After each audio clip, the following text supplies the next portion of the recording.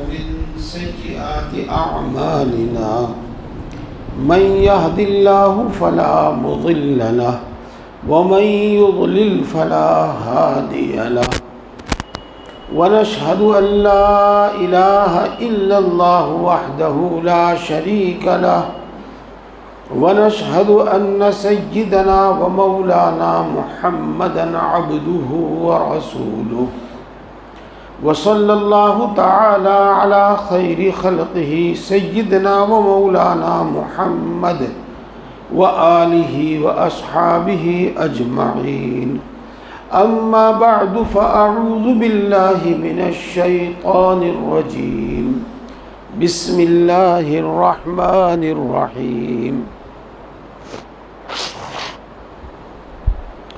ألف لام ميم ذلك الكتاب لا ريب فيه هدى للمتقين الذين يؤمنون بالغيب ويقيمون الصلاة ومما رزقناهم ينفقون والذين يؤمنون بما أنزل إليك وما أنزل من قبلك وبالآخرة هم يوقنون أولئك على هدى من ربهم وأولئك هم المفلحون صدق الله العظيم وقال النبي صلى الله عليه वसल्लम الكيس من دان نفسه وعمل لما بعد الموت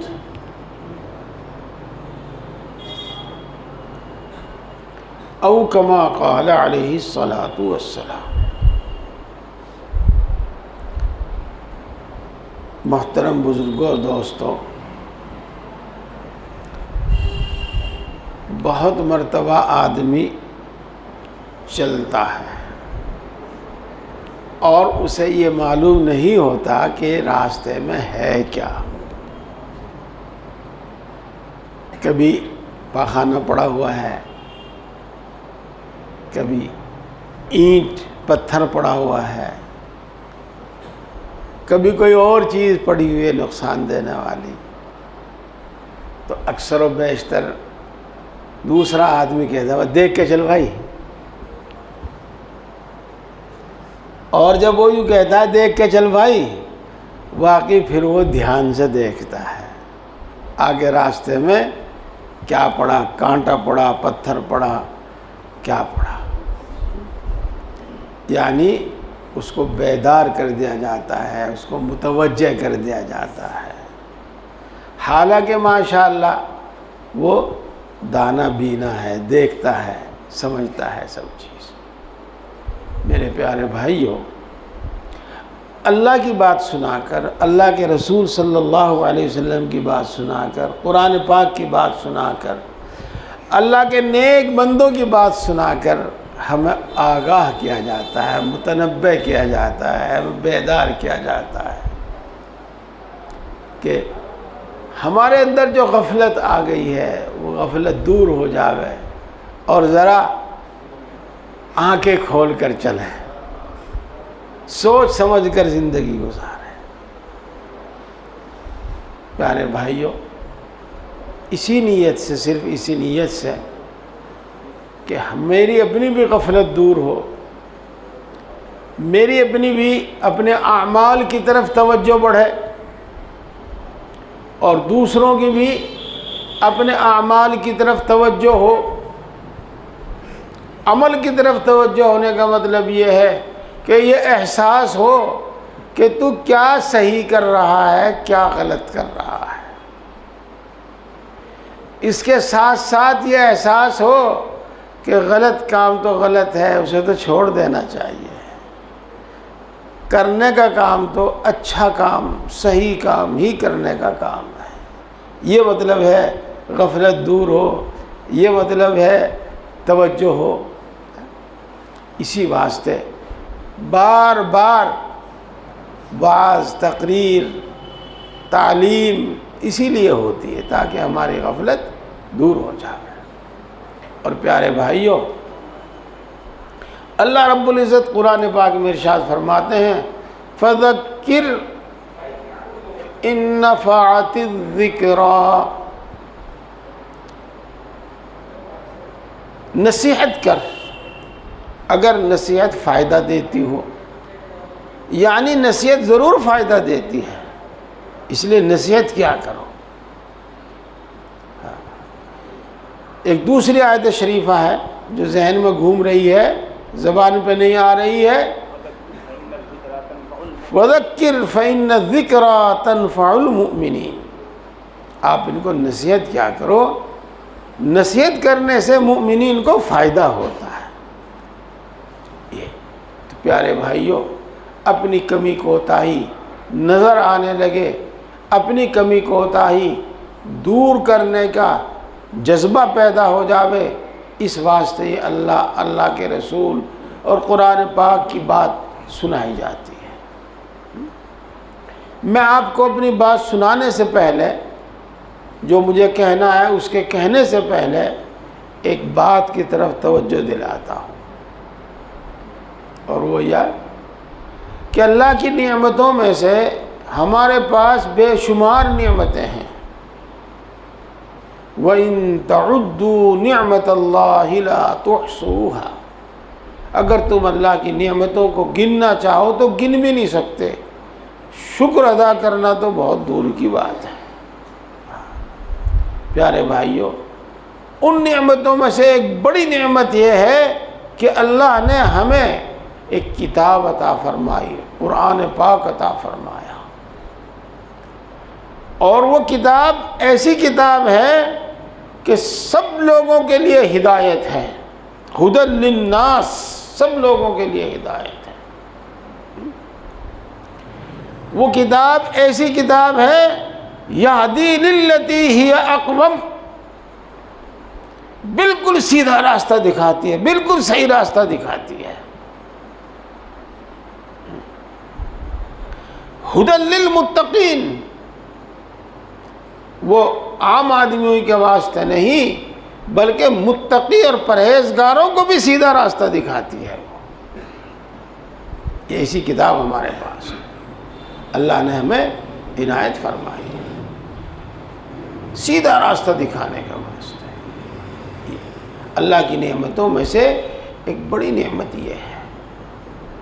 और मेरे दोस्तों, इसके साथ एक चीज़ जो शायद दिमाग में, जहन में ना हो और बताई भी होगी किसी ने, पता नहीं वो जहन से निकल गई या नहीं, एक ये है कि अल्लाह रब्बुल इज़्ज़त हमारी ट्रेनिंग के वास्ते है, दीनी मजहबी ट्रेनिंग के वास्ते हर साल एक महीना मुकर्रर करता है। और उस महीने में अल्लाह की तरफ से बड़ी नेमतें, बड़े इनाम बंदों पर होते हैं। उस महीने की ख़ास गरज हमें सीधी राह पर लगाना है। ख़ास गरज सीधी राह दिखाना और सीधी राह पर लगाना है। देखो, बार बार आपने रमज़ान शरीफ से पहले ही सुनना शुरू किया होगा, रमज़ान शरीफ में भी सुना होगा कि रोज़े तुम पर इसलिए फ़र्ज़ किए गए ताकि तुम मुत्तकी और परहेज़गार बन जाओ। मुत्तकी और परहेज़गार का क्या मतलब है? बुराइयों से बचने वाला, भले काम करने वाला। तो ताकि तुम भले काम करने वाले हो जाओ, अच्छे काम करने वाले हो जाओ, बुराइयों से बचने वाले हो जाओ। बुराइयों से बचना, अच्छे काम करना, इसी का नाम हिदायत है और इसी का नाम तक़वा है। अल्लाह ने हमारे लिए क्या इंतज़ाम फरमाया? एक इंतज़ाम ये फरमाया कि रमज़ानुल मुबारक में शयातीन को कैद कर दिया। ताकि ये बिला रुकावट के, किसी रुकावट पैदा करने वाले की रुकावट के बग़ैर दीन पर अमल करें, अल्लाह के हुक्मों पर अमल करें और हमारे नफ्स को, नफसानी तकाज़ों को दबाने के वास्ते रोज़ा हम पर फ़र्ज़ किया, तरावी हमारे ज़िम्मे लाजिम की, और दूसरे अमाल जैसे सहरी खाना, जैसे शब क़दर की तलाश, ये अमाल, ये सब अमाल ऐसे हैं जिनमें मुजाहदा है।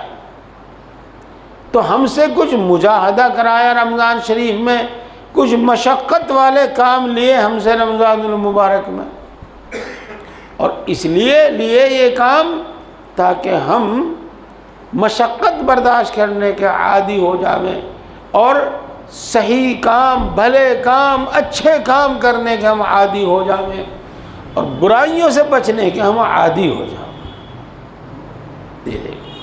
ये भी आपने सुना था कि शयातीन को कैद कर दिया जाता है, ये बात आपने खुद महसूस की है, और महसूस नहीं की है तो अब तवज्जो दिलाने से समझ में आ गई कि वे रोज़ा रखने में भी मुजाहदा, और जनाब तरावी पढ़ने में भी मुजाहदा, और सुबह को सहरी में उठने में भी मुजाहदा, मशक्क़त, ये सब इसीलिए ताकि अमल करने की ट्रेनिंग हो जाए।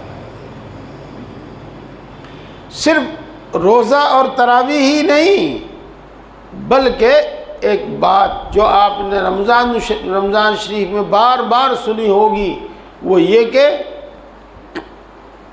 अल्लाह को उस शख्स के रोज़े की कोई ज़रूरत नहीं है जो खाना पीना तो छोड़ दे और झूठ बोलना और झूठी बातों पर अमल करना न छोड़े।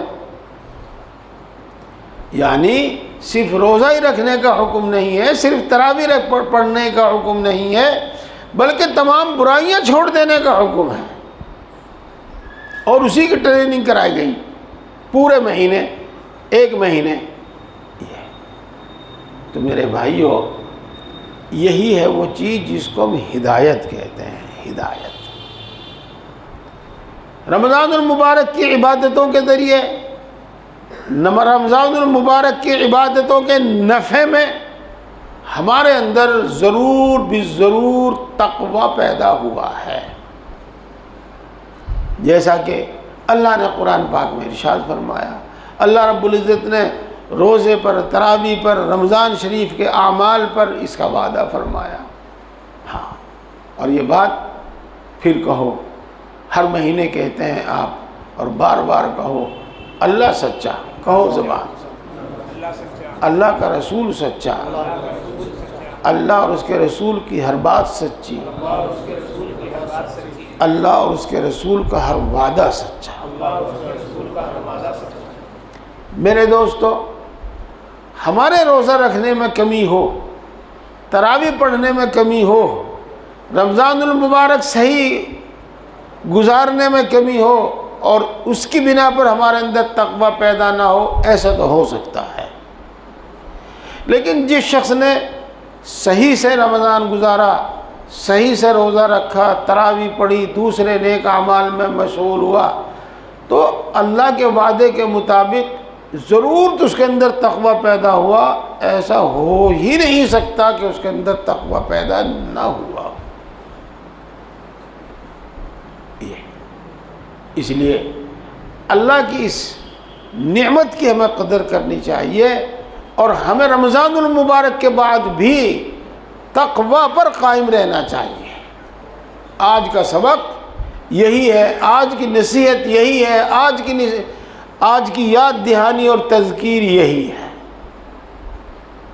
ये नहीं कि रमज़ानुल मुबारक में हम इबादत गुजार बने, रमज़ानुल मुबारक में हम गुनाहों से बचने वाले बने, और रमज़ानुल मुबारक के बाद फिर हमारी वही हालत हो जावे जो पहले थी।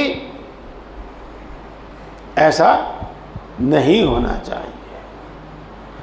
हर साल जो रमज़ानुल मुबारक आता है, और हर साल जो रमज़ानुल मुबारक की इबादतों पर अल्लाह सवाब इनात फरमाते हैं, वो इसीलिए ताकि रफ्ता रफ्ता ये पूरे मुत्तकी बन जाने, ताकि रफ्ता रफ्ता ये सही माने में बिल्कुल हिदायत पर आ जावें, बिल्कुल सही रास्ते पर आ जावें।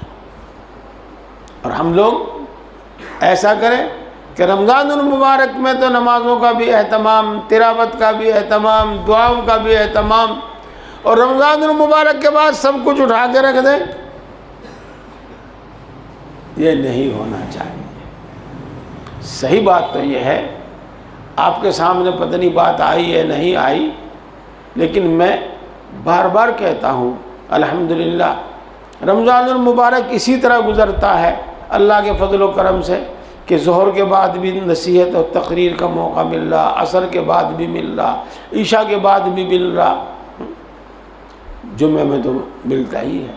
तो एक दिन में कई बार बात करने का मौका मिलता है कि रमज़ानुल मुबारक में आप उन आमाल की पाबंदी करें जो आपके 12 महीने के आमाल हैं, ताकि 12 महीने उन पर अमल करना हमारे वास्ते आसान हो जाए। और मंशा, अल्लाह का मंशा भी यही है, रमज़ानुल मुबारक में ट्रेनिंग देने का मंशा भी यही है कि 12 महीने के लिए हम अल्लाह के मुती और फर्माबरदार बन जाए। तो प्यारे भाइयों, उसी की मुनासबत से मैं कुछ नसीहत कर रहा हूँ आज। एक नसीहत जो मैंने आपको पहले भी बताई और शायद एक बार नहीं बताई बल्कि कई बार बताई, और जहाँ कहीं नई जगह जाता हूँ वहाँ तो मैं ज़रूर वो बात बताता हूँ। क्या? सुबह सवेरे उठना, रात को जल्दी सोना और सुबह को सवेरे उठना। प्यारे भाइयों और मेरी काबिल एहतराम प्यारी माँ बहनों, हम रमज़ानुल मुबारक में सहरी के वास्ते काफ़ी सवेरा उठ जाया करते थे। हमारी माएँ बहनें तो खाना भी बनाती थी, खाती भी थी, और हम बनाते तो नहीं थे लेकिन खाते थे, और खाने के वास्ते सवेरा उठा करते थे। तो मालूम यह हुआ कि अगर हम रात में भी देर से सोएं और सुबह को हम सही वक्त पर उठने का इरादा करें तो उठ सकते हैं, उठ सकते हैं। तो आज का सबक में एक बात यह है कि सुबह सवेरा उठने की जो हमारी 1 महीने आदत रही है वो हमारी आदत 12 महीने होनी चाहिए। इस सिलसिले में देखो हदीस पाक में यूँ आया है कि इशा के बाद दुनिया की बातें करना मकरूह है और इशा की नमाज़ पढ़ के जल्दी सो जाना चाहिए। और ये हुक्म इसलिए है ताकि नींद पूरी हो जावे और खुद ही बिस्तर छोड़ने को जी चावे, खुद ही चारपाई छोड़ने को जी चावे। और जब आदमी की नींद पूरी हो जावे तब उसके लिए उठना, कुछ रकात पढ़ना, कुछ कुरान पाक पढ़ना आसान। और देखो सारी बातें हर आदमी के तजर्बे में तो आती नहीं। रमज़ानुल मुबारक में 3 बजे का अलार्म लगाते थे,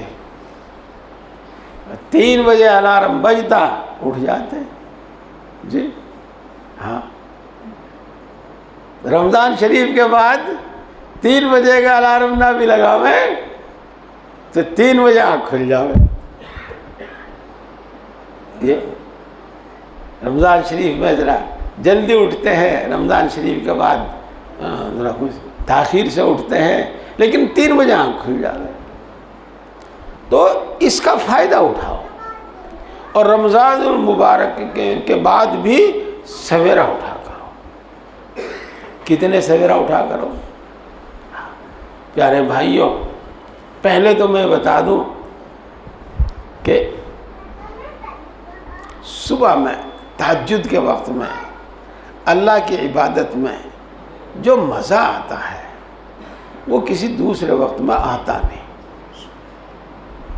उस वक्त अल्लाह से मांगने में जो मज़ा आता है और अल्लाह की तरफ जो तवज्जो होती है वो दूसरे वक्त में तवज्जो अल्लाह की तरफ नहीं होती। इस वक्त वो मज़ा उस ध्यान से, उस दिल की उस रिक्कत के साथ कि दूसरे वक्त में नहीं मांगा जाता, वो कोई ख़ास वक्त होता है। इसी वास्ते भी।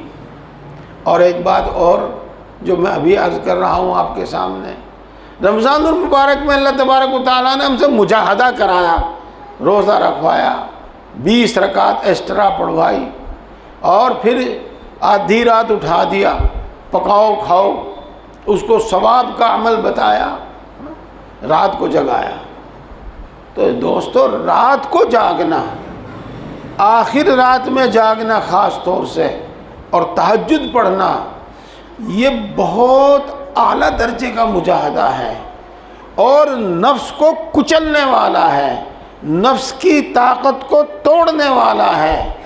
जिसका मतलब ये हुआ कि हमारी तबीयत के अंदर जो गलत तकाज़े पैदा होते हैं, गलत तकाज़े पैदा होते हैं, गलत इरादे पैदा होते हैं, उनको कम करने वाला और तोड़ने वाला है। अल्लाह रब्बुल इज़्ज़त कुरान पाक में इरशाद फरमाते हैं, इन्ना नाशिअतल लैली हिया अशद्दु वतअन व अक़वमु क़ीला।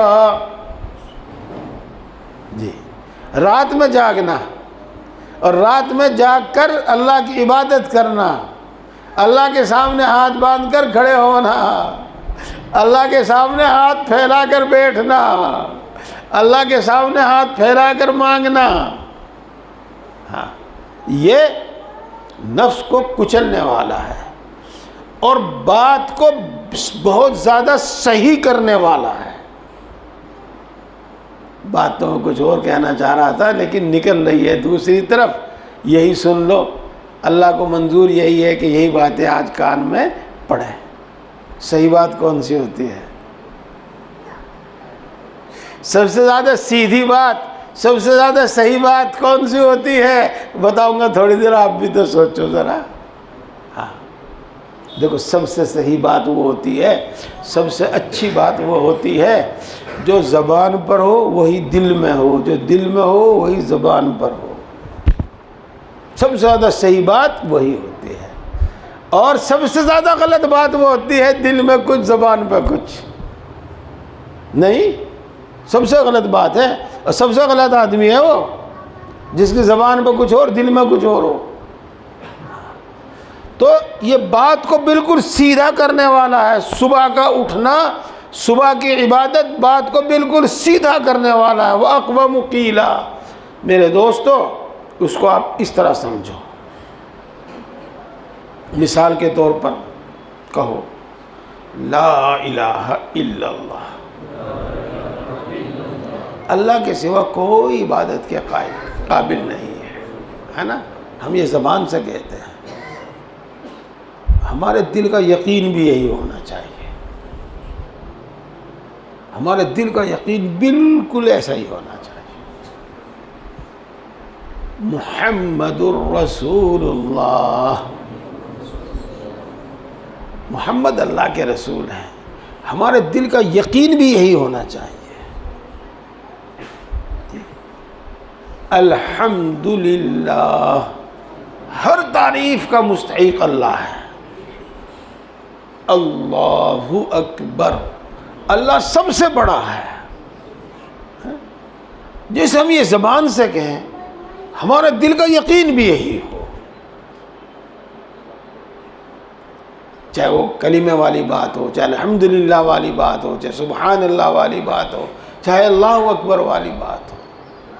तो सुन रहे मेरे भाई, आप सुबह की इबादत, आखिर रात की इबादत, ये हमारी दिल और हमारी ज़बान को एक करने वाला है। ये अमल एक करने वाला है, जिसको हम अगर यूँ कहें कि हमारे यकीन को दुरुस्त करने वाला है। हमारी जो ज़बान से बातें हैं उनको हमारे दिल में उतारने वाला है। तो अब आप देखो, नफ्स को कुचलने वाला है और हमारे ये दिल के यकीन को दुरुस्त करने वाला है। कितनी बड़ी फजीलत है, कितनी बड़ी बात है। तो आखिर रात की इबादत के वास्ते कुछ न कुछ पहले जागा करो। मिसाल के तौर पर आधा घंटा पहले, मिसाल के तौर पर पौन घंटा पहले। और जिनको अल्लाह ने हिम्मत भी दी है, फुर्सत भी दी है, कि वो अगर इस वक्त जाग लेंगे फिर बाद में आराम करने का भी उनको मौका मिल जाएगा, घंटा आधा घंटा, तो वो और सवेरा उठ जाया करें। बहरहाल मैं अर्ज़ ये कर रहा हूँ कि जिस तरह हम रमज़ान शरीफ में सवेरा उठा करते थे, अब हम बाकी दिनों में 11 महीने भी सवेरा उठा करें और तहज्जुद पढ़ा करें।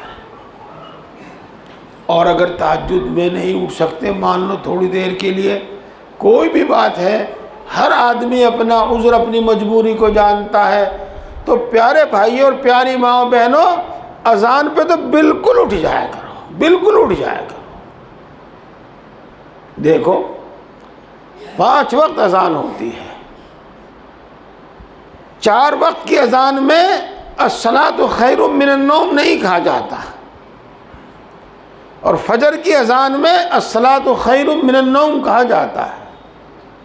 इसका माना मतलब तर्जमा तो आपको पता ही होगा, लेकिन हासिल इसका यह है कि बहुत सो लिए, रात ख़त्म हो गई, रात सोने के लिए है, अब उठ जाओ, अब सोने का वक्त नहीं रहा। इसी वास्ते बालिग मर्द, बालिग औरत, बालिग लड़का, बालिग लड़की, उनको तो अजान फजर पर उठ ही जाना चाहिए, ज़रूर उठ जाना चाहिए। हमारे मर्द भाई मस्जिद में जाकर नमाज़ पढ़ते हैं जमात से, और मस्जिद में ही जमात से नमाज़ पढ़नी चाहिए, सफ़े अव्वल हासिल करने की कोशिश करनी चाहिए, तकबीर अव्वल हासिल करने की कोशिश करनी चाहिए। देखो मैं तो ये मानता हूँ कि अगर आदमी अजान पर उठ जावे, फिर तो वो सही माना में सब काम करके सुन्नत वगैरह पढ़ के सफ़े अव्वल में तकबीर अव्वला के साथ जमात पढ़ सकता है, वरना मुश्किल है। इसलिए अर्ज़ करता हूँ कि अज़ान पर उठ जाया करो, अपनी ज़रूरतों से फारिग होकर कुरान पाक की तिलावत करो, सूरह यासीन शरीफ पढ़ो, और कोई वजीफ़ा आपका है, आपने मुतय्यन किया है, शेख के मशवरे से मुतय्यन किया है, जैसे भी मुतय्यन किया है वो पढ़ो, और फजर की नमाज तक अपनी तमाम मामूलात से फारिग होकर, कुरान पाक की तिलावत से फारिग होकर, फजर की नमाज के बाद अपने कामों में लग जाओ। अगर अल्लाह ने फुर्सत दी है और मौका दिया है तो इशराक तक बैठे रहो, और इशराक तक तिलावत में, ज़िक्र में और दूसरे मामूलात में लगे रहो, और इशराक की नमाज पढ़ के फिर अपने अपने कामों के लिए निकल जाओ। तो जब हम रमज़ान शरीफ में उठ सकते हैं तो इन दिनों में भी उठ सकते हैं। रमज़ान शरीफ में हम रातों ही जागते हैं, इन दिनों में रातों नहीं जागते, लेकिन इस वक्त में हमें ज़रूर उठ जाना चाहिए और कुरान पाक की तिलावत ज़रूर करनी चाहिए। और मेरे भाइयों, सूरह यासीन शरीफ हमें ज़रूर पढ़नी चाहिए। हम अपने काम काज के वास्ते बड़े फ़िक्रमंद रहते हैं, दिन भर भाग दौड़ करते हैं, कैसी कैसी मशक्क़तें उठाते हैं। अगर हम सुबह को यासीन शरीफ पढ़ लें और अल्लाह की मदद हमारे साथ शामिल हाल हो जावे, जैसा कि रसूलुल्लाह सल्लल्लाहु अलैहि वसल्लम ने इरशाद फरमाया कि जो शख्स सुबह को सूरह यासीन शरीफ पढ़ता है, अल्लाह उसके दिन भर के काम बना देता है, दिन भर के काम आसान कर देता है। तो ये भी फजर। और मेरे दोस्तों, सुबह फजर में उठना, सुबह सादिक के बाद उठना, ये रोज़ी में बरकत का सबब है।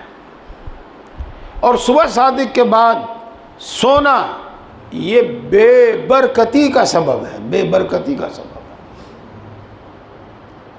इन बातों को मानना चाहिए, यकीन करना चाहिए, अल्लाह के रसूल की बात को मानना और यकीन करना चाहिए। इसी वास्ते हमने फ़ारसी की किताबों में, छोटी छोटी किताबों में पढ़ा है, यही जुमला पढ़ा है कि सुबह के वक्त सोना ये रोज़ी घटाता है। जी, ये तो हदीस पाक में आता है कि मैदान तीह में, जहाँ पर यहूदियों को अल्लाह रब्बुल इज़्ज़त ने क़ैद कर दिया था, 40 साल तक क़ैद रहे, और अल्लाह की तरफ से मन और सलवा उतरता था, एक बुटेर जानवर है वो उनके पास आ जाता था। आसमान से जिस तरह पाला बरसता है इस तरीके से एक हलवा बरसता था। वो यूँ कहते हैं कि सुबह सादिक के बाद बरसना शुरू होता था और सूरज निकलने तक बरसता था, और सुबह सादिक के बाद ये बुटेर उनके खेमों के पास आकर बैठने शुरू हो जाते थे, और जब सूरज निकलता था तो चले जाते थे। इस बात से ये पता चलता है कि इस वक्त अल्लाह रब्बुल इज़्ज़त की तरफ से रोज़ी तकसीम होती है। इसलिए मेरे प्यारे भाइयों, ये वक्त सोने का नहीं है, ये वक्त सोने का नहीं है। बस मैं अपनी इस बात को ख़त्म करता हूँ और आपसे ये गुजारिश करता हूँ कि जिस तरीके से हम रमज़ानुल मुबारक में सवेरा उठते थे, फजर की नमाज जमात से पढ़ते थे, और जिस तरीके से हम रमज़ानुल मुबारक में कुरान पाक की तिलावत किया करते थे, हमें अपने ये मामूल बाकी रखना चाहिए और थोड़ी सी तब्दीली के साथ हमें 12 महीने इसी तरह करना चाहिए। और कितनी तब्दीली हो वो मैंने आपको बताई। प्यारे भाइयों, उसी के साथ एक बात जो अभी मैंने आपको बताई थी कि तक़वा पैदा हुआ है हमारे अंदर, इस तक़वे की हिफाजत करो। तक़वा क्या पैदा हुआ है हमारे अंदर? अल्लाह की नाफरमानी से बचने का दाइया और जज्बा पैदा हुआ है, और इसी दाइये और जज्बे को तक़वा कहते हैं। असल में तो यही दाइया जज्बा है, फिर इसी दाइये जज्बे से अल्लाह की नाफरमानी से बचा जाता है। ये ज़रूर पैदा हुआ है। अगर हम रमज़ानुल मुबारक के जो अमाल हैं वो करते रहेंगे और गुनाहों से बचते रहेंगे तो ये तक़वे की सिफत बाकी रहेगी, और ये तक़वे की सिफत और ये दाइया और ये जज्बा बढ़ता रहेगा, मजबूत होता रहेगा, ताकतवर होता रहेगा। नहीं तो ये बुझकर ख़त्म हो जाएगा। रमज़ान के अमाल क्या हैं? रमज़ान के अमाल हैं बहुत सारे, लेकिन सिर्फ 2 हैं। एक है मुजाहदा और एक है कसरत ज़िक्र। हाँ प्यारे भाइयों, इन्हीं से तक़वा पैदा होता है, इन्हीं से तक़वा बाकी रहता है, इन्हीं से तक़वा बढ़ता है। इस बात को भी याद रखो। लिहाजा कुरान पाक की तिलावत और ज़िक्र का जो आपका मामूल है वो जारी रहना चाहिए। उसके बाद एक दूसरी बात की तरफ मैं तवज्जो दिलाना चाहता हूँ, और वो इसलिए भी दिलाना चाहता हूँ कि हमारे हक़ में और हमारे नफ़े में है, और बहुत ज़्यादा हमारे हक़ में, बहुत ज़्यादा हमारे नफ़े में है। और अल्लाह रब्बुल इज़्ज़त ने रमज़ानुल मुबारक में उसकी भी हमें ट्रेनिंग दी है, और वो क्या है? गुस्सा पीना, बर्दाश्त करना, लड़ाई झगड़ा ना करना है। आइए हदीस पाक याद, हाँ देखो हदीस पाक है फ़ज़ाइल रमज़ान में, अब भी आप देखेंगे तो अब भी मिल जाएगी आपको कि अगर तुम्हारे साथ कोई शख्स झगड़ा करे तो तुम उसके साथ झगड़ा ना करो, बल्कि यूँ कहो अना इमराउन साइमुन, मैं रोज़ेदार हूँ, मैं तुमसे झगड़ा करना नहीं चाहता। तो रमज़ानुल मुबारक में हमें इसकी भी ट्रेनिंग दी गई है कि अगर दूसरा तुम्हारे साथ बदसलूकी करता है, तुम्हें दूसरा भड़काता है, तुम्हें दूसरा गुस्सा दिलाता है, तो तुम ये सोच कर के मैं रोज़े में हूँ, मैं इबादत में हूँ, उसकी बात को टाल जाओ, उसकी बात को बर्दाश्त कर लो और लड़ाई झगड़ा मत करो।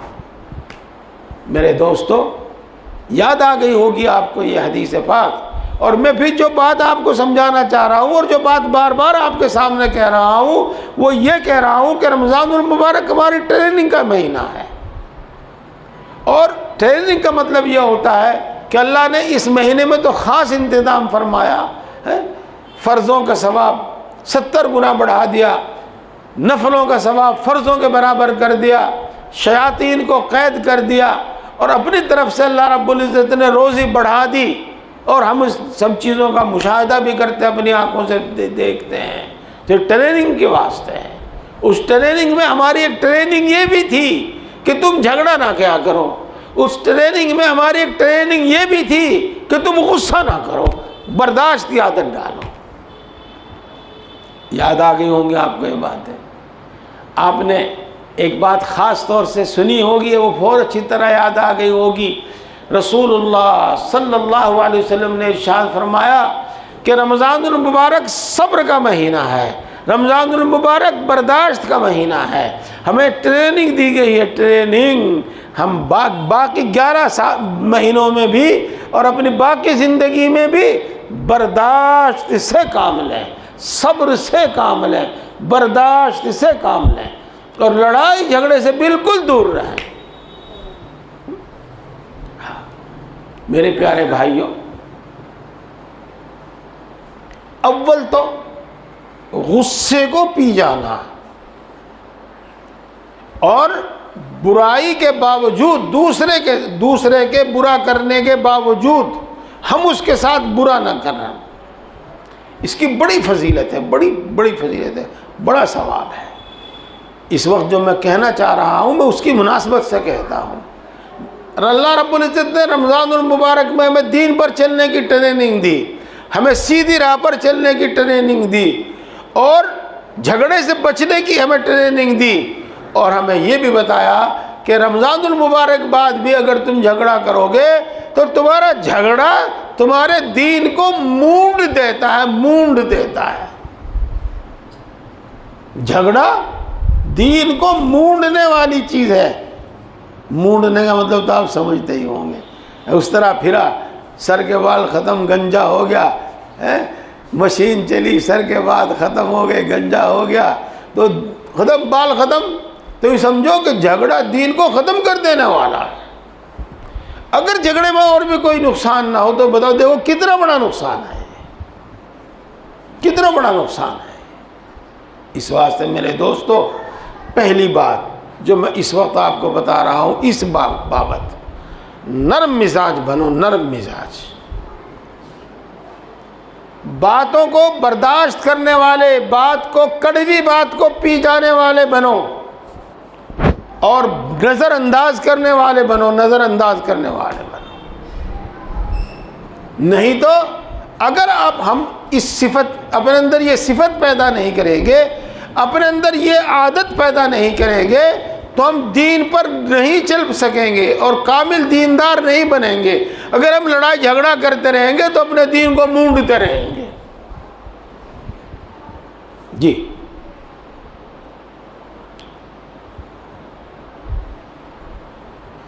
आयत शरीफा है 9वें पारे की, वअरिज़ अनिल जाहिलीन।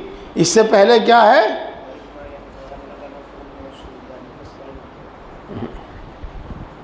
ये इसके बाद है, इससे खुज़िल अफ़्वा वअमुर बिल उर्फ़ वअरिज़ अनिल जाहिलीन। खुज़िल अफ़्व, जी, वअमुर बिल उर्फ़ वअरिज़ अनिल जाहिलीन। ये देखो मेरे प्यारे भाइयों, मैं इसका तर्जुमा करने से पहले फिर आपको बताता हूँ, अल्लाह की नेमतों में से एक बड़ी नेमत हमारे पास कुरान पाक है जो हमें जीने का ढंग बताती है, जीने का तरीक़ा बताती है कि किस तरह जीना है हमें इस दुनिया में।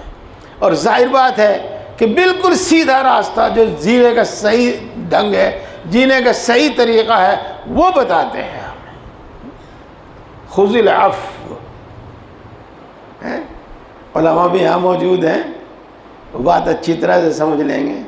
यूँ नहीं फरमाया वाफ़ु, आप उनको माफ़ कर दो, बल्कि कहा खुज़िल अफ़्व, जिसका मतलब ये होता है माफ़ करने की आदत बनाओ।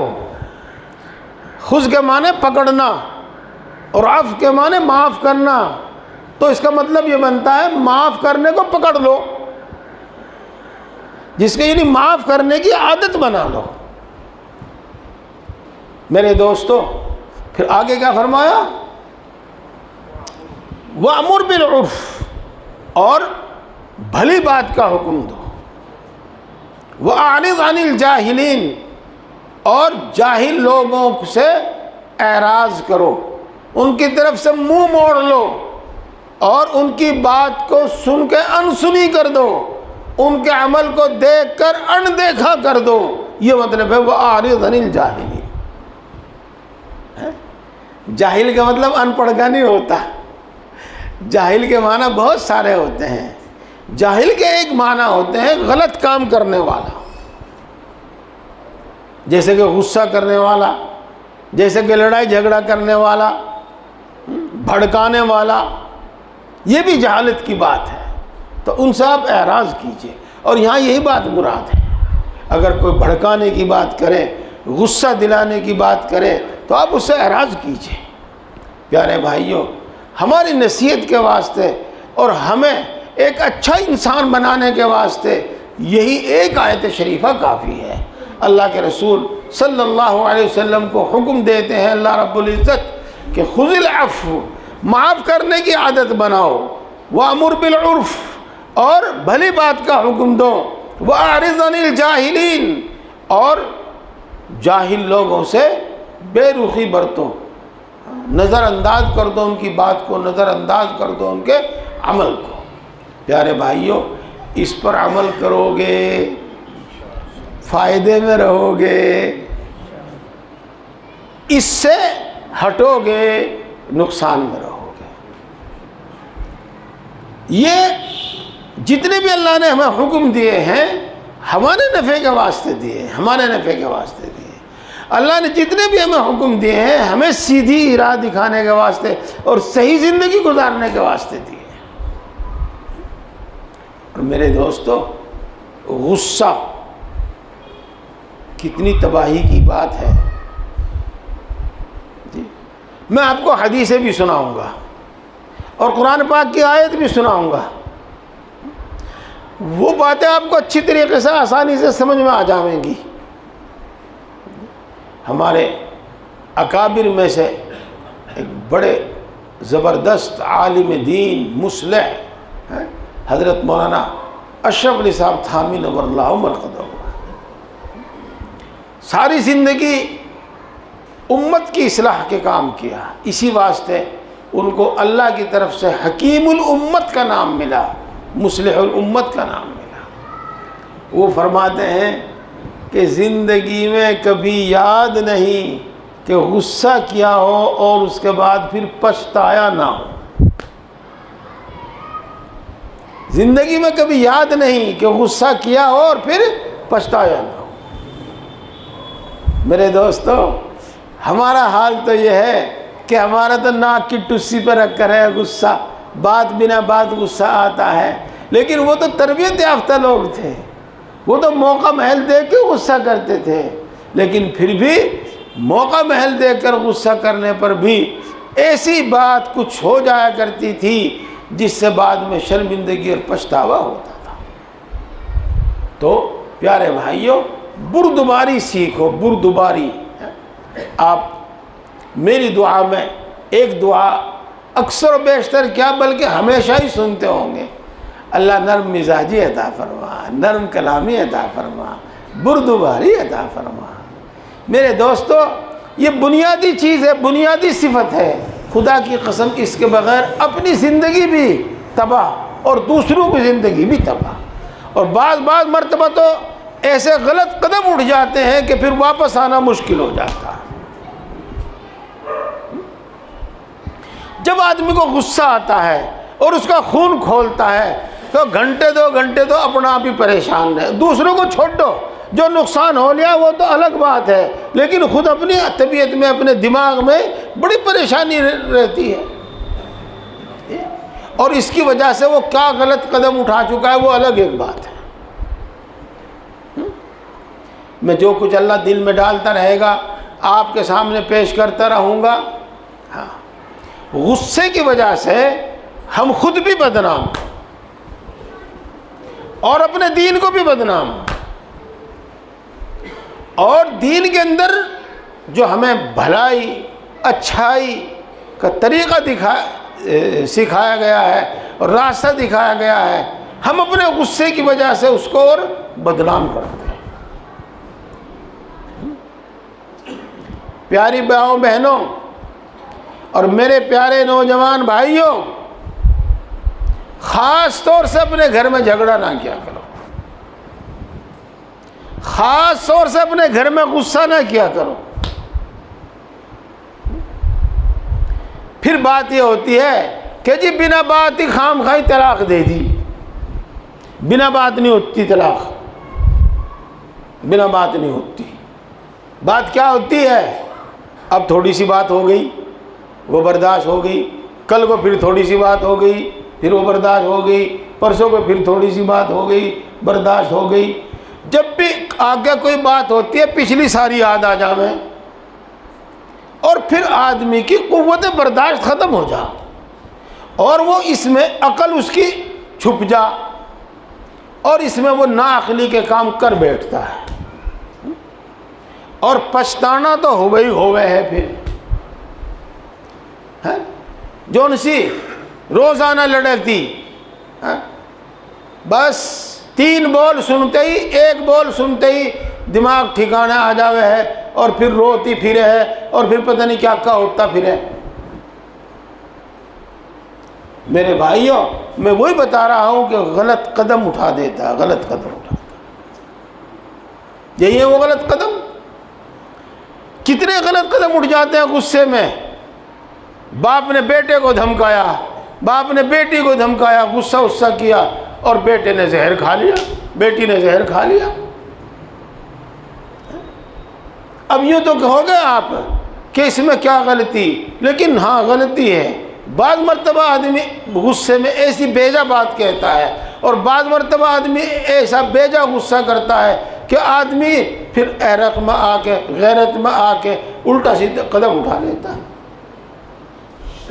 बाद मर्तबा खुद ये आदमी जहर खा लेता है, बाद मर्तबा ये खुद आदमी फांसी लगा लेता है।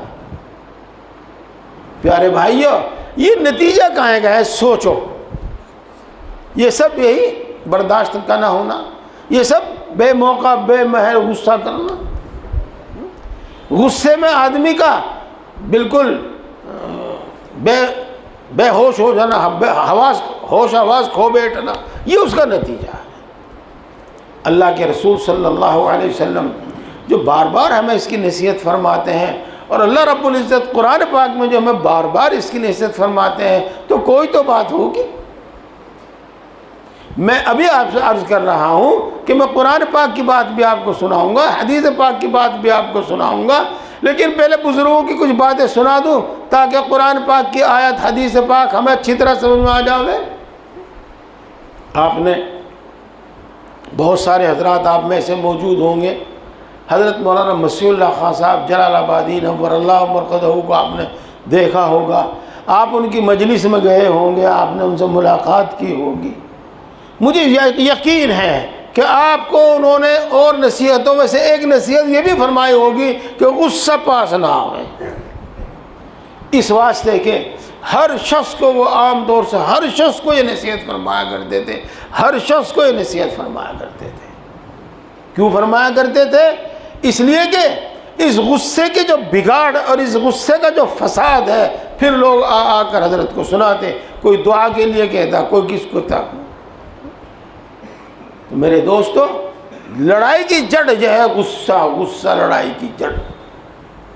दीन को मूड़ने वाली चीज लड़ाई झगड़ा और लड़ाई झगड़े की जड़ गुस्सा। इसीलिए अल्लाह के रसूल सल्लल्लाहु अलैहि वसल्लम को अल्लाह तबारक व तआला हुक्म फरमाते हैं, खुज़िल अफ़्व व अमुर बिल उर्फ़ व अरिज़ अनिल जाहिलीन। मैं ये बार बार पढ़ रहा हूँ, बार बार आपके सामने इसका तर्जुमा कर रहा हूँ। माफ़ी की आदत बना लो, माफ़ी को पकड़ लो, माफ़ी की आदत बना लो। नज़रअंदाज करने की आदत बना लो, अनदेखे करने की आदत बना लो। आप इससे यूँ मत कहना, यूँ मत कहना कि अगला सिर पे पाँव कर लेगा, बच्चे सिर पे पाँव कर लेंगे, घरवाली तो सिर से भी ऊपर कूद जाएगी। ऐसा मत सोचना, ऐसा मत सोचो। देखो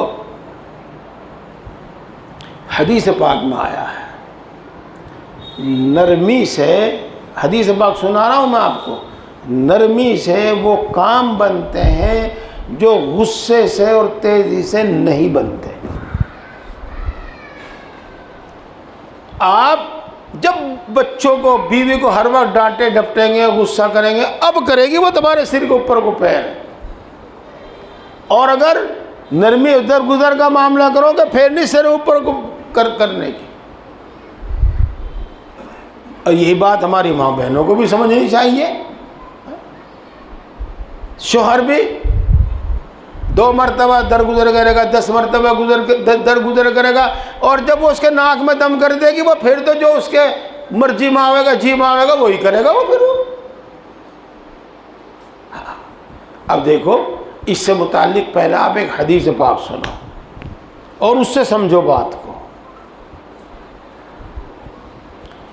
एक मरतबा एक सहाबी रसूलुल्लाह सल्लल्लाहु अलैहि वसल्लम की खिदमत में हाजिर हुए, कहीं दूर दराज से, यानी देहात से।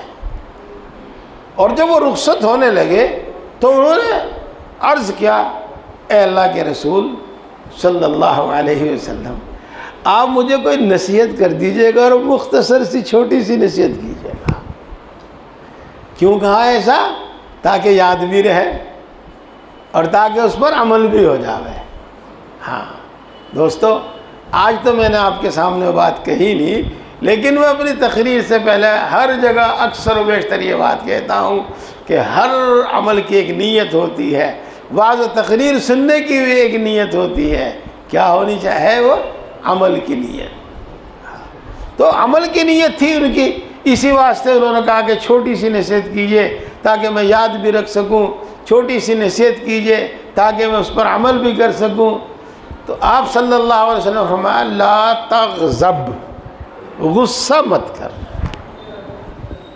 देखो कितनी छोटी सी नसीहत है कि एक ही लफ्ज़ है, ला तग़ज़ब, गुस्सा मत कर। उन सहाबी ने सोचा कि बहुत ही ज़्यादा मुख्तसर नसीहत कर दी, बहुत ही छोटी सी नसीहत कर दी। तो कहा, ज़िदनी या रसूल अल्लाह, अल्लाह के रसूल कुछ और बढ़ा दीजिए नसीहत, कुछ और नसीहत कीजिएगा। आप सल्लल्लाहु अलैहि वसल्लम ने फिर यही जुमला लौटाया, ला तग़ज़ब, गुस्सा मत कर।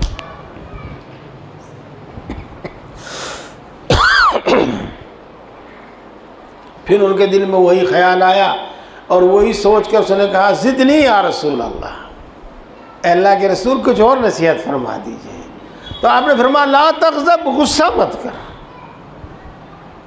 मेरे दोस्तों, आम तौर से रसूलुल्लाह सल्लल्लाहु अलैहि वसल्लम की आदत शरीफा यही थी कि जो अहम बात होती थी उसको कई बार फरमाया करते थे। तो आप सल्लल्लाहु अलैहि वसल्लम का हर बार मुतालबे के बाद यूँ ही कहना कि गुस्सा मत कर, गुस्सा मत कर, गुस्सा मत कर, इससे हम इस बात को समझ सकते हैं कि गुस्सा न करना हमारे लिए कितना ज़रूरी है और गुस्सा करना हमारे लिए कितना नुकसानदेह है। बात वही जहाँ से मैंने शुरू की थी, मैं भी बार बार कहता हूँ कि गुस्सा जो है वो लड़ाई की जड़ है और लड़ाई दीन को मूंड देने वाली है, दीन को ख़त्म कर देने वाली है। किस तरह ख़त्म करती है वो मैं बाद में बताऊँगा अगर वक्त मिला तो, वैसे तो हमें भी पता। इसलिए मेरे दोस्तों, लड़ाई झगड़ा गुस्सा इससे दूर रहना चाहिए ताकि हमारा दीन बाकी रहे, बरकरार रहे, हमारा दीन न मुड़ जावे, न ख़त्म हो जावे।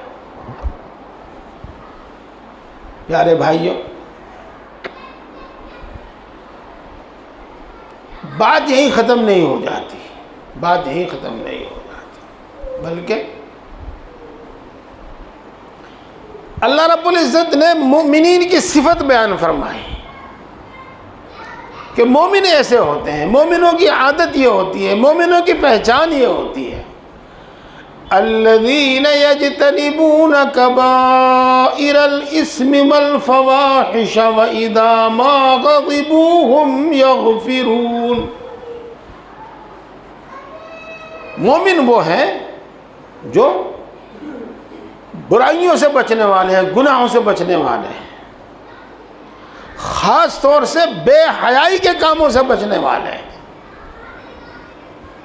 सुनना, बेहयाई के कामों से बचने वाले हैं, बेहयाई से बचने वाले हैं। और आगे क्या फरमाया कि जब उनको गुस्सा आता है तो वो माफ़ कर देते हैं। वइज़ा मा ग़ज़िबू हुम यग़फ़िरून। मेरे दोस्तों, अल्लाह तो कुरान पाक में मोमिनीन की ये सिफत बयान फरमावे कि वो गुस्सा पी जाने वाले हैं, वो माफ़ कर देने वाले हैं, और हमारी आदत, हमारा मिजाज बिल्कुल उसका उल्टा हो। हाँ, ऐसा नहीं होना चाहिए। देखो, मैं तवज्जो दिलाने के वास्ते बार बार आपको बताता रहता हूँ, मेरी दुआ में आप एक जुमला हमेशा सुनते हैं, और जब दुआ के लिए हाथ उठते हैं तो जी नहीं चाहता कि इस दुआ के बग़ैर अपनी दुआ पूरी की जाए। अल्लाह ईमानी सिफ़ात हमारे अंदर पैदा फरमा,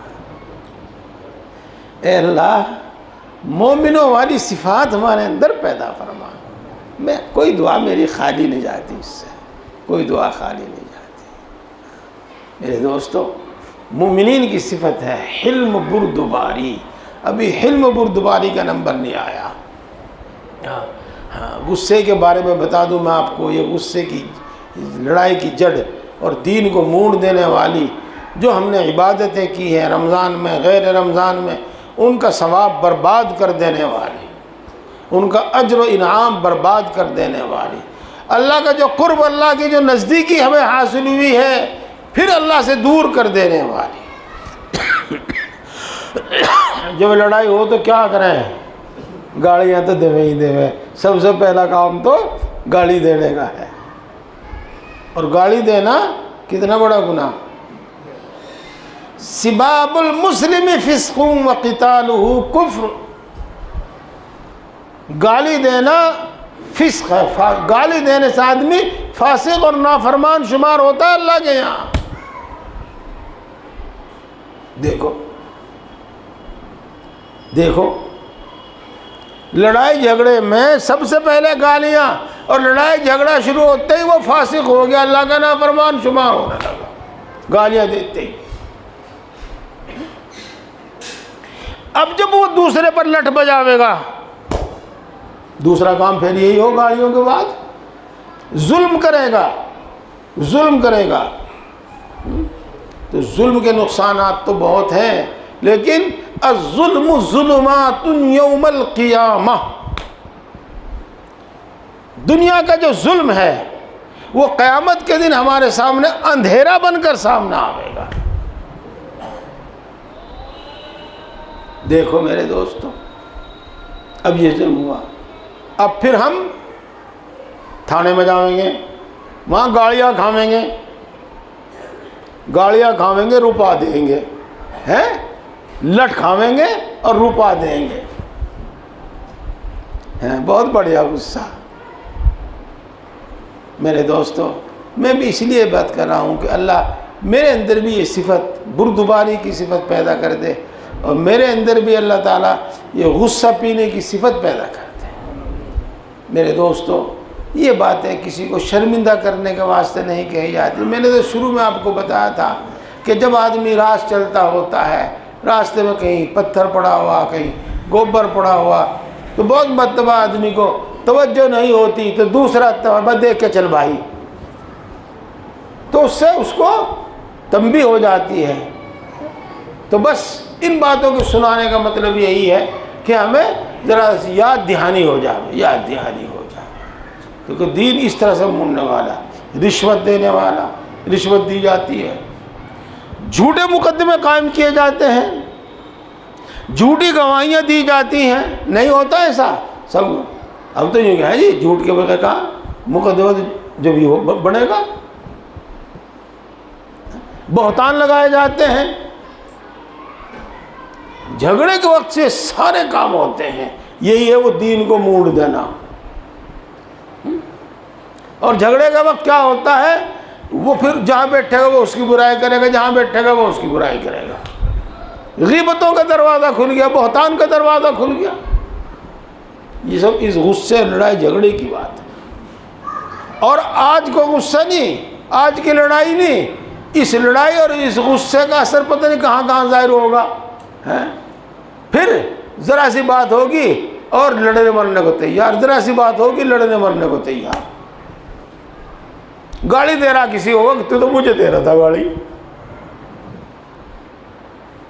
देखो मेरे भाई, ये सारा फसाद गुस्से का है, ये सारा फसाद गुस्से का है। मुझे बात वक्त पे ख़त्म करनी है। बस मैं अब आपको एक आयत शरीफा सुना रहा हूँ। वसारिऊ इला मग़फ़िरतिम मिर रब्बिकुम व जन्नतिन अर्ज़ुहस समावातु वल अर्ज़ उइद्दत लिल मुत्तक़ीन अल्लज़ीना युनफ़िक़ूना फ़िस्सर्राइ वज़्ज़र्राइ वल काज़िमीनल ग़ैज़ वल आफ़ीना अनिन नास वल्लाहु युहिब्बुल मुहसिनीन। तर्जमा और तफसीर नहीं करता, इसका हासिल ऐसे सादे अल्फाज में जो मतलब अच्छी तरह समझ में आ जाए। अल्लाह ने बहुत बड़ी जन्नत तैयार की है और कितनी बड़ी जन्नत है वो आपको बता रखी है। और अगर सुनना चाहते हो तो सुन लो। सबसे कम दर्जे का जो जन्नती होगा, बल्कि सबसे आखिर में जो जन्नत में जाएगा और यूँ वापस आकर यूँ कहेगा अल्लाह भैया जन्नत में तो जगह भी नहीं रही, कहेंगे अल्लाह यूँ कहेगा हमने तुझे जितनी बड़ी दुनिया थी उससे 7 गुना बड़ी 10 बड़ी गुना जन्नत दी। कहे अल्लाह भैया वहाँ तो जगह भी नहीं रही, अगले हमने तुझे 10 गुनी जन्नत दी। इतनी बड़ी जन्नत है, उसकी तरफ दौड़ो, उसकी तरफ भागो। हमने जन्नत किन लोगों के वास्ते बनाई? मुत्तकी लोगों के वास्ते बनाई है, परहेजगार लोगों के वास्ते बनाई है। मैं फिर अपनी बात लौटाता हूँ। अल्लाह रब्बुल इज़्ज़त रमज़ानुल मुबारक में ट्रेनिंग देता है हमें तक़वे की, और मुत्तकी बनाता है हमें। और मुत्तकी इसलिए बनाता है ताकि हम जन्नत के मुस्तहिक़ हो जाएं, जन्नत में जाने वाले हो जाएं। तो मुत्तकी लोगों के लिए अल्लाह ने जन्नत बनाई है। मुत्तकी लोगों की सिफत क्या है, मुत्तकी लोगों की पहचान क्या है? मैं फिर आपसे कहूँ प्यारे भाइयों, जब अल्लाह से मांगा करो तो ख़ुद अल्लाह को भी अल्लाह से मांगा करो, और जब अल्लाह से मांगा करो तो और जहाँ मांगा करो अल्लाह से ईमान कामिल भी मांगा करो। अल्लाह का फजल, अल्लाह का एहसान, उन्होंने मैं ऐसे बुज़ुर्गों की, ऐसे लोगों की सोहबत बख्शी।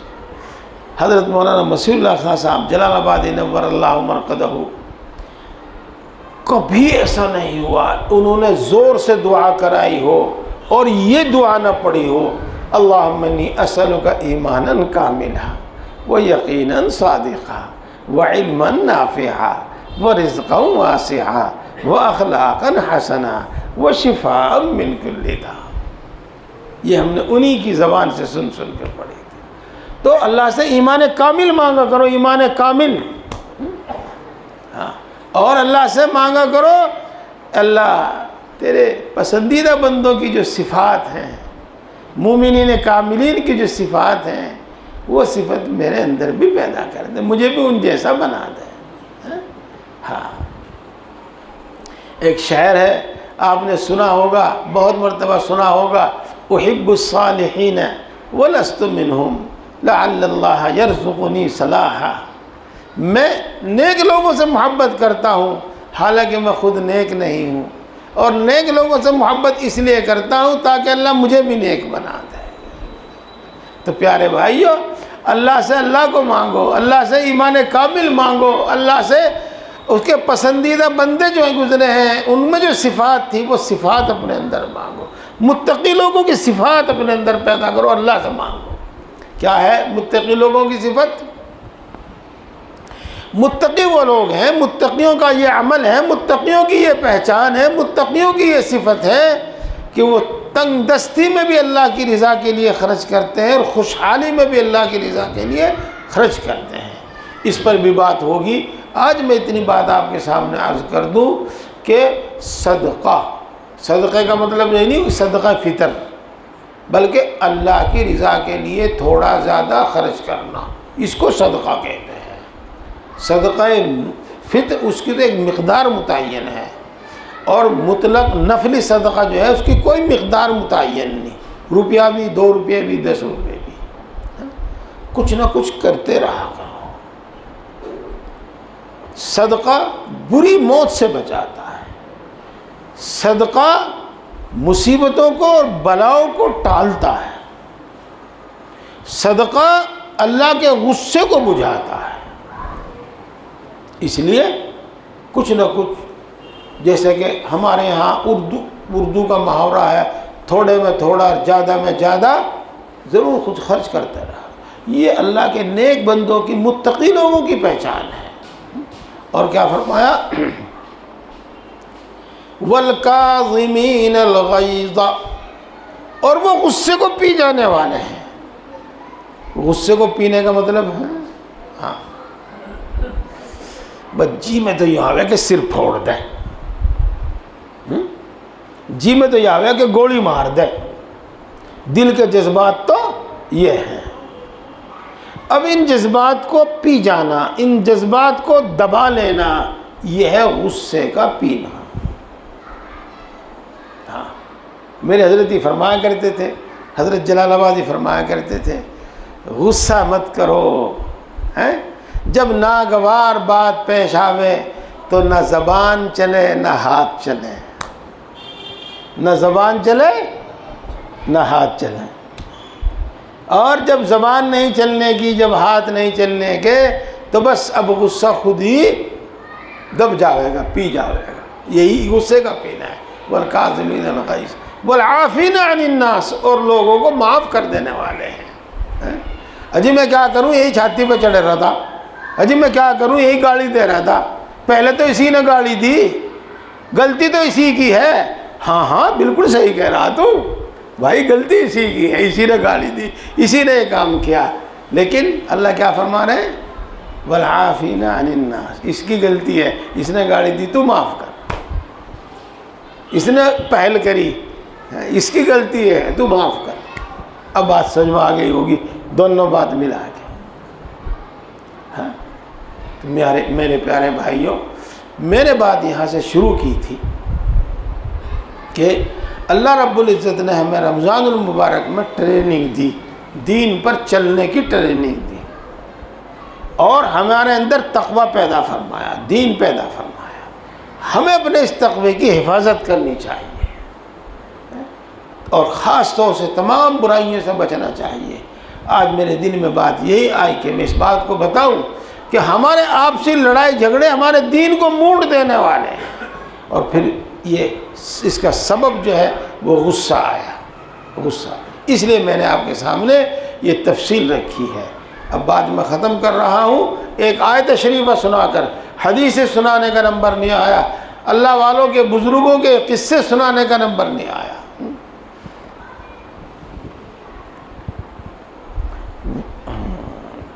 आयत शरीफा है 24वें पारे की, उदउ इला सबील वमन अहसन क़ौलन मिम्मन दआ इलल्लाहि व अमिल सालिहन व क़ाल इन्नी मिनल मुस्लिमीन। आगे क्या है,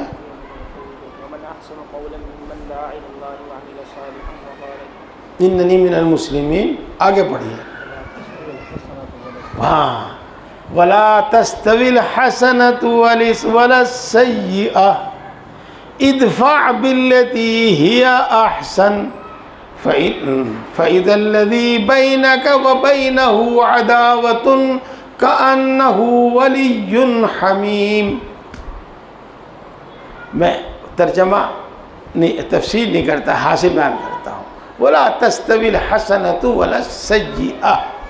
सुन ए मुसलमान, ए मोमिन, ए अल्लाह की बातों पर यकीन रखने वाले, सुन, बुराई और भलाई दोनों बराबर नहीं हो सकती। ला तस्तविल हसनतु वला सय्यिअह, दोनों बराबर नहीं हो सकती। यकीनन भलाई का दर्जा बहुत ऊंचा है, भलाई करने वाले का दर्जा बहुत ऊंचा है। भलाई यकीनन बहुत अच्छा है, और भलाई करने वाला यकीनन बहुत अच्छा है। वला तस्तविल हसनतु वला सय्यिअह।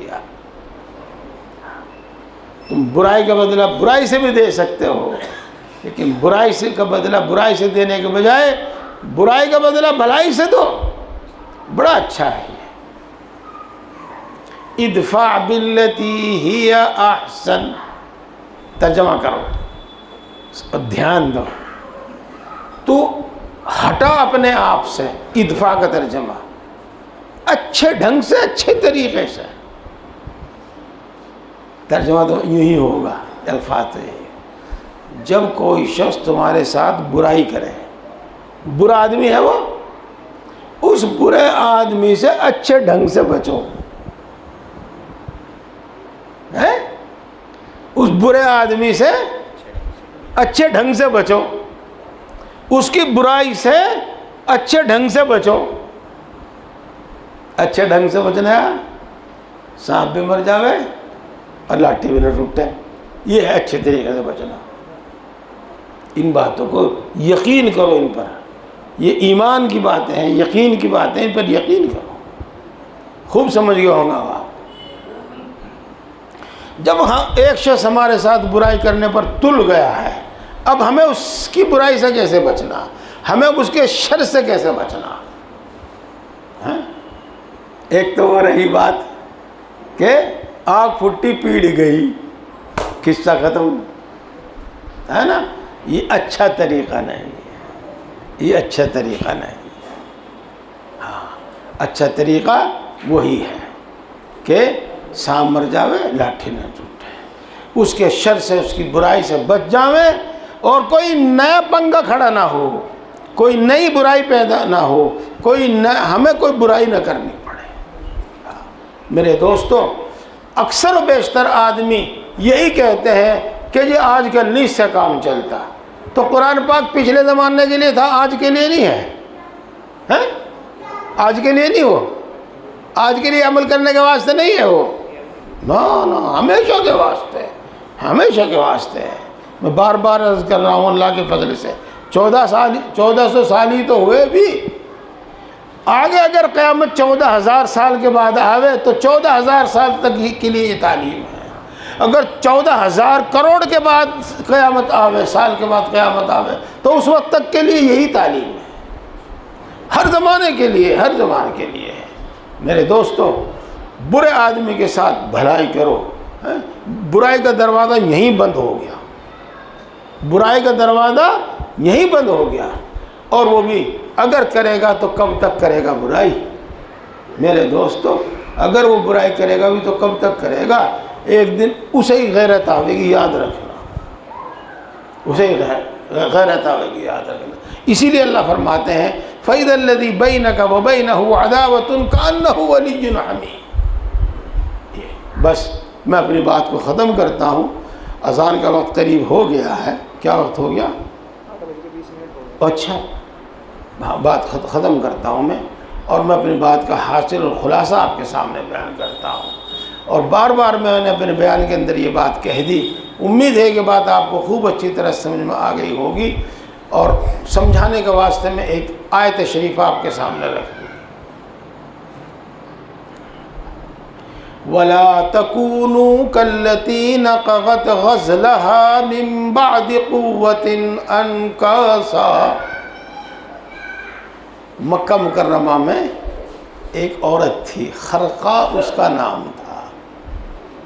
उसका काम ये था कि वो सुबह से शाम तक सूत काटती थी।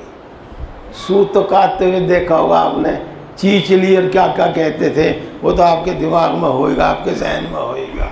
वो दिन भर सूत काटती थी और शाम को उनको फिर ये तोड़ के फिर ख़राब कर देती थी।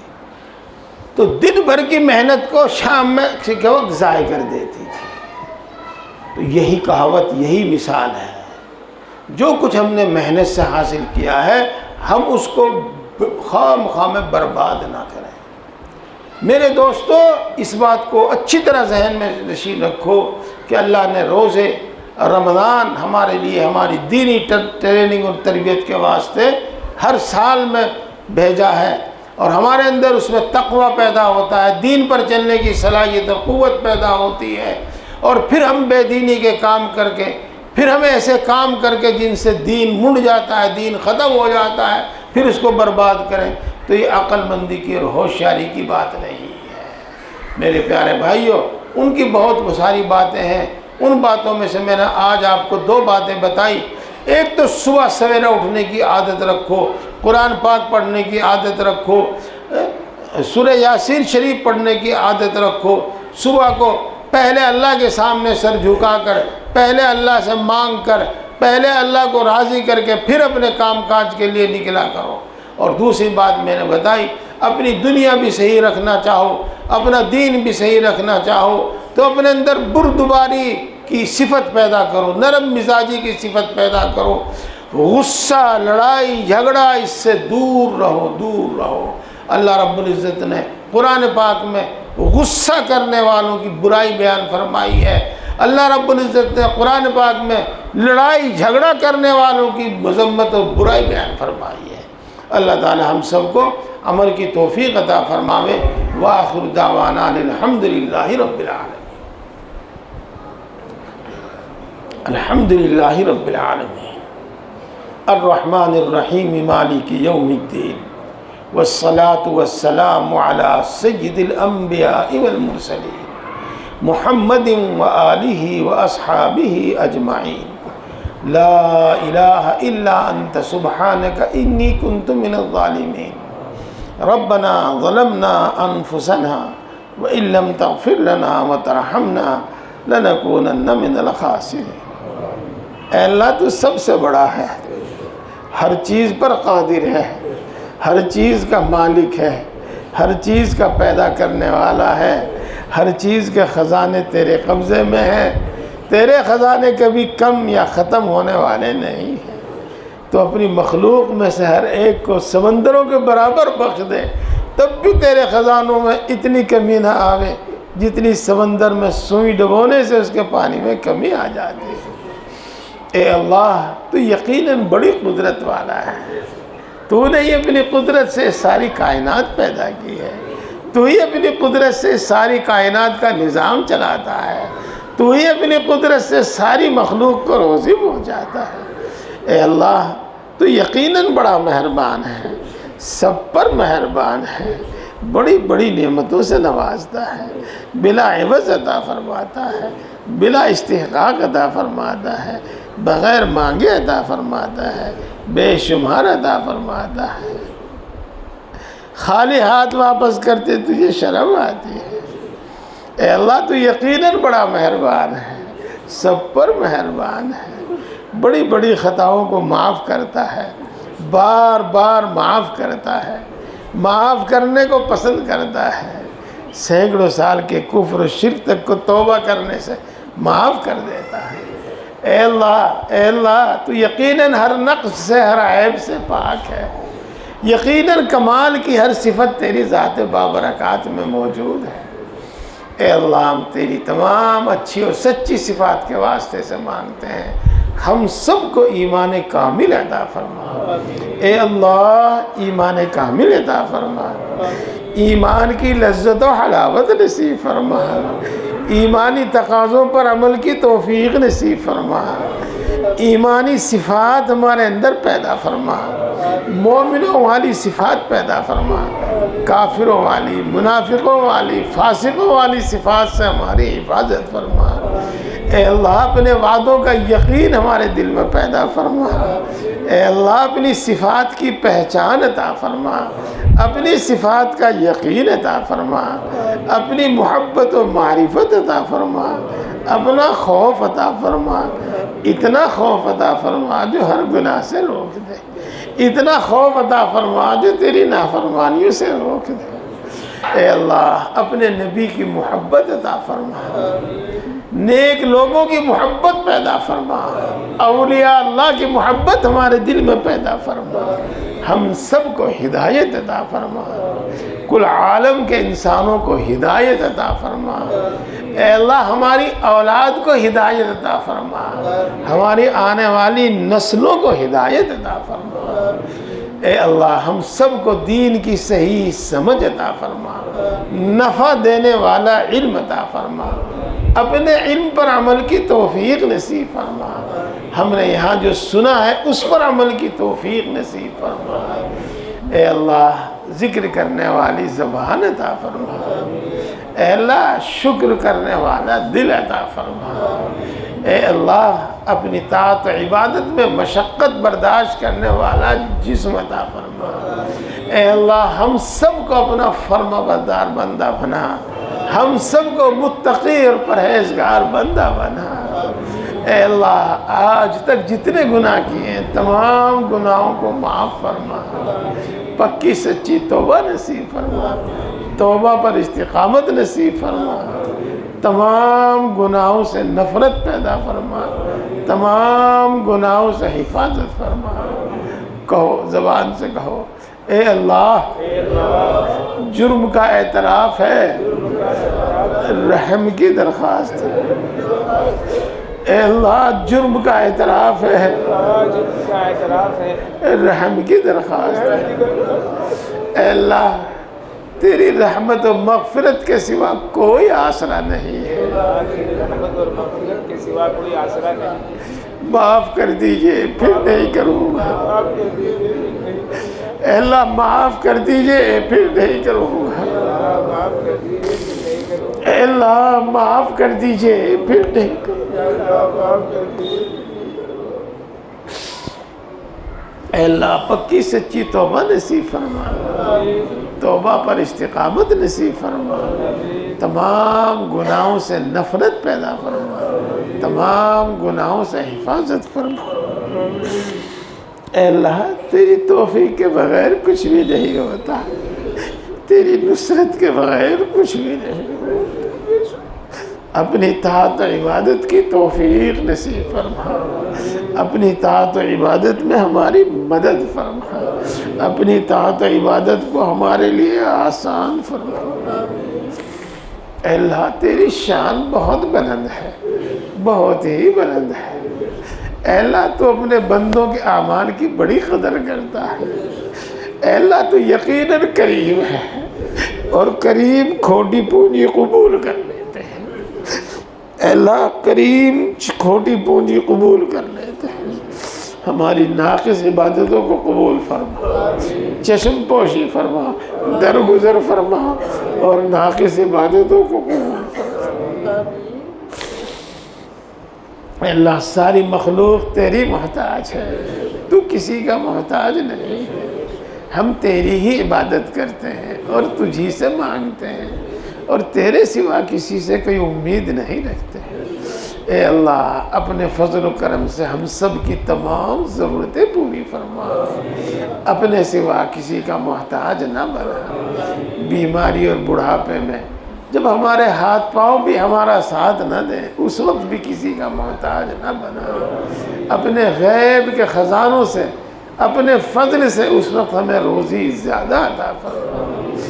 ए अल्लाह खुशहाली अता फरमा, तंग दस्ती से हिफाजत फरमा। ए अल्लाह हलाल इतना अता फरमा कि हराम की ख्वाहिश ही पैदा ना हो। ए अल्लाह हलाल इतना अता फरमा कि हराम की ख्वाहिश ही पैदा ना हो। ए अल्लाह तो जानता है और खूब जानता है कि कर्ज निगाहें झुका देता है, तो खूब जानता है कि कर्ज कमर तोड़ देता है। ए अल्लाह कर्ज़ों से सूख दोष फरमा, कर्ज़ों की अदायगी की गैब से सूरतें पैदा फरमा।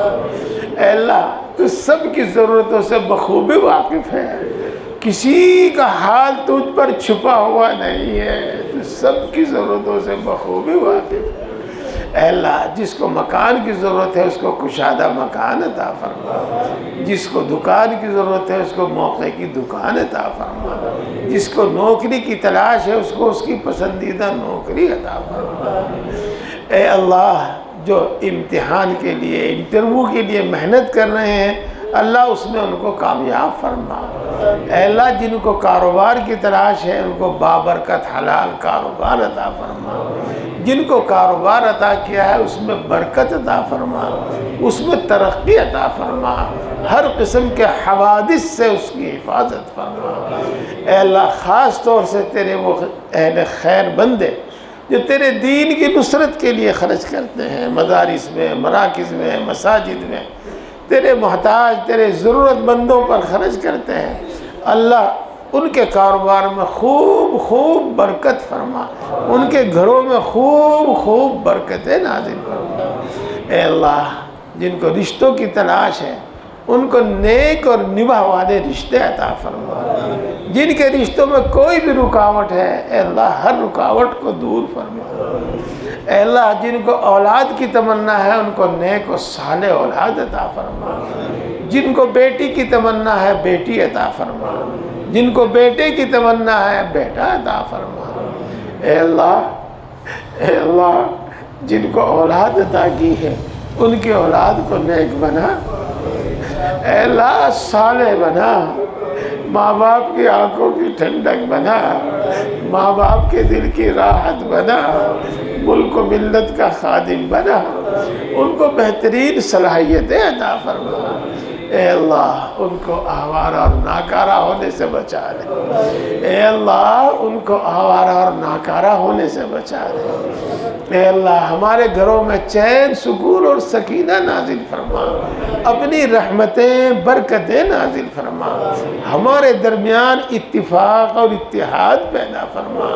हमारे आपसी झगड़े ख़त्म फरमा। खुसूसन मियाँ बीवी के आपसी झगड़े ख़त्म फरमा। खुसूसन माँ बाप और औलाद के आपसी झगड़े ख़त्म फरमा। ऐ अल्लाह हम सब को नरम मिजाजी अता फरमा। ऐ अल्लाह नरम कलामी अता फरमा। ऐ अल्लाह बुर्दुबारी अता फरमा। ऐ अल्लाह हर एक का हक पहचान कर अदा करने की तौफीक नसीब फरमा। ख़ास तौर से माँ बाप की इज़्ज़त और ख़िदमत करने की तौफीक नसीब फरमा। ऐ अल्लाह माल जान ईमान इज़्ज़त और आबरू की हिफाजत फरमा। किसी जालिम को हम पर मुसल्लत न फरमा। किसी बेरहम को हम पर मुसल्लत न फरमा। अचानक पेश आने वाले हवादिस से हिफाजत फरमा। अचानक मौत से हिफाजत फरमा। अल्लाह जो नाजायज़ मुकदमात में फंसे हुए हैं उनको बाइज़्ज़त बरी फरमा। जो अपने हक़ के लिए लड़ रहे हैं उनको उनका हक़ अता फरमा। अल्लाह मरते दम तक दीन हक़ दीन इस्लाम पर साबित कदम फरमा। और अपने मुक़द्दरा मुक़र्ररा वक्त पर ईमान पर ख़ात्मा फरमा। ए अल्लाह ईमान पर ख़ात्मा फरमा। ए अल्लाह मरते वक्त करीमा नसीब फरमा। ए अल्लाह मौत की सख्ती से हिफाजत फरमा। ए अल्लाह कब्र के अज़ाब से हिफाजत फरमा। ए अल्लाह मैदान हश्र के अज़ाब से हिफाजत फरमा। ए अल्लाह मैदान हश्र की रुसवाइयों से हिफाजत फरमा। ए अल्लाह अपने अर्श का साया नसीब फरमा। ए अल्लाह तो अपने बहुत से बंदों को बग़ैर हिसाब के बख्शेगा। हमें भी बग़ैर हिसाब के बख्श दीजिए। ए अल्लाह बग़ैर हिसाब के बख्श दीजिए। ए अल्लाह बग़ैर हिसाब के बख्श दीजिए। ए अल्लाह बग़ैर हिसाब के बख्श दीजिए। ए अल्लाह जहन्नम से हिफाजत फरमा। जन्नतुल फिरदौस में जगह अता फरमा। जन्नत में अपने नबी का पड़ोस अता फरमा। अल्लाह पूरी उम्मत मुस्लिमा की मग़फ़िरत फरमा। हमारे माँ बाप की मग़फ़िरत फरमा। हमारे बीवी बच्चों की मग़फ़िरत फरमा। हमारे आइज़ा अक़रबा दोस्त अहबाब की मग़फ़िरत फरमा। हमारे बहन भाइयों की मग़फ़िरत फरमा। हमारे असातिज़ा हमारे मशाइख़ की मग़फ़िरत फरमा। अल्लाह जिसका हमारे ज़िम्मे कोई हक़ है और हम अदा नहीं कर सके हैं अल्लाह उसकी मग़फ़िरत फरमा। उन सब की मग़फ़िरत फरमा। अल्लाह उस हक़ का हमसे मुतालबा ना फरमा। उस हक़ का हमसे मुआख़ज़ा ना फरमा। अल्लाह जिसने हम पर कोई एहसान किया है अल्लाह उसकी मग़फ़िरत फरमा। अल्लाह उम्मत के अंदर बेदारी और समझदारी पैदा फरमा। उम्मत के अंदर इत्तिफाक और इत्तिहाद पैदा फरमा। अल्लाह इस्लाम और मुसलमानों को इज़्ज़त क़ुव्वत और ग़लबा नसीब फरमा। इस बेकसी और बेबसी से नजात मरहमत फरमा। तेरी शान में गुस्ताखियाँ सुनते सुनते दिल छलनी हो गए। तेरे नबी की शान में गुस्ताखियाँ सुनते सुनते दिल छलनी हो गए। हम बेबस हैं। इस बेबसी से नजात मरहमत फरमा। इस बेबसी से नजात मरहमत फरमा। इस्लाम और मुसलमानों को इज़्ज़त क़ुव्वत और ग़लबा नसीब फरमा। अल्लाह कुल आलम में अमन व अमान सुकून व इत्मीनान नाज़िल फरमा। खुसूसन हमारे इस मुल्क में और खुसूसन हमारी इस बस्ती में अमन व अमान सुकून व इत्मीनान नाज़िल फरमा। अल्लाह अमन व अमान के तबाह करने वालों को तबाह और बर्बाद फरमा, अमन व अमान के दुश्मनों को नेस्त व नाबूद फरमा, उनकी ताकत को पारा पारा फरमा, अल्लाह उनकी जमीयत को टुकड़े टुकड़े फरमा। ए अल्लाह जहाँ जहाँ मुसलमानों को सताया जा रहा है, जंग की जद में है, अल्लाह उनकी नुसरत फरमा, उनके खाने का इंतज़ाम फरमा, उनके पीने का इंतज़ाम फरमा, अल्लाह उनके रहने का इंतज़ाम फरमा, अल्लाह अल्लाह उनको बरसने वाली आग से उनकी हिफाजत फरमा। ए अल्लाह हर वो खैर तुझसे मांगते हैं जो तेरे नबी ने मांगी है, हमको अता फरमा। हर उस शर से पनाह चाहते हैं जिससे तेरे नबी ने पनाह चाही है, उससे हमारी हिफाजत फरमा। ए अल्लाह जो मांगा है वो भी अता फरमा, जो मांगने से रहेगा वो भी अता फरमा। ए अल्लाह ए हम सबको पैदा करने वाले, ए अल्लाह ए हम सबको पालने वाले, ए अल्लाह ए दुखी दिल की फरियाद सुनने वाले, ए अल्लाह ए दुखी दिल की फरियाद सुनने वाले, ए अल्लाह ए माँ से ज़्यादा मोहब्बत करने वाले, ए अल्लाह ए बाप से ज़्यादा मेहरबान, हम अपना दुख तुझी को सुनाते हैं, हर ज़रूरत तेरे ही सामने पेश कर। सच है तेरे सिवा हमारा कोई है ही नहीं, सच है तेरे सिवा किसी में कोई ताकत और कोई मजाल ही नहीं। अल्लाह तो दिलों की बात को खूब जानता है, तुझ पर कुछ भी छुपा हुआ नहीं।